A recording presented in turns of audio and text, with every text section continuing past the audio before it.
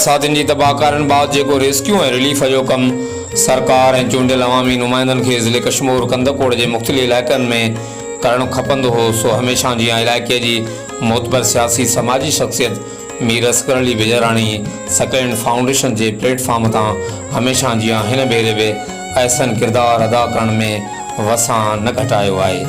माज़ी में 2010 वारी महाबोर हुजे, 2012 जो बरसाती सैलाब हुजे, 2019-20 वारी कोरोना वबा हुजे या वरी कैडेट कॉलेज करमपुर में इलाइक़े जे ग़रीब होनहार ॿारनि जा तालीमी अख़राजात हुजनि, हमेशह जीअं हिन दफ़े बि साॻी तरह मीर असगर अली बेजराणी अवामी ऐं इंसानियत जी ख़िदमत में सभ खां अॻु भेरो नज़र अची रहियो आहे।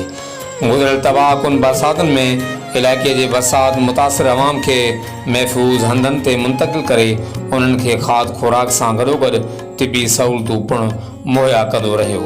शुरू खां वठी अॼु ॾींहं ताईं हज़ारनि जी तइदाद में ख़ीमा, तरपालूं ऐं मच्छरदानियूं फ़राहम करण जो सिलसिलो हलंदड़ आहे।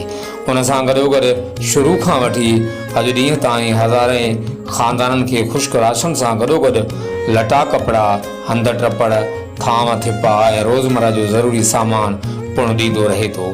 वाज़े रहे त इलाइक़े जे सवें ख़ानदाननि जी बेवा औरतुनि, यतीम ॿारनि ऐं मुस्तहिक़ माण्हुनि में 2000 खां वठी 5000 ताईं रोक रक़म बि ॾिना आहे।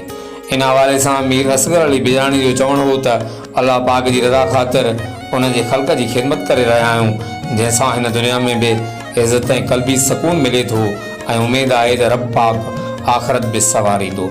हुन जो वधीक चवणु हो त हिन ख़िदमत में सकलैंड फाउंडेशन पंहिंजी मदद पाण तहत उन खां अलावा पाकिस्तान आर्मी, JDC ऐं मीर शबीर अली ख़ान बेजराणी जो भरपूर तावन शामिल हाल आहे। हुन आख़िर में अज़म वरजाईंदे चयो त इंशाअल्लाह असांजी मंज़िल अञा बि अॻिते। हर वक़्तु आगाहण लाइ ॾिसंदा रहो JT वेब न्यूज़।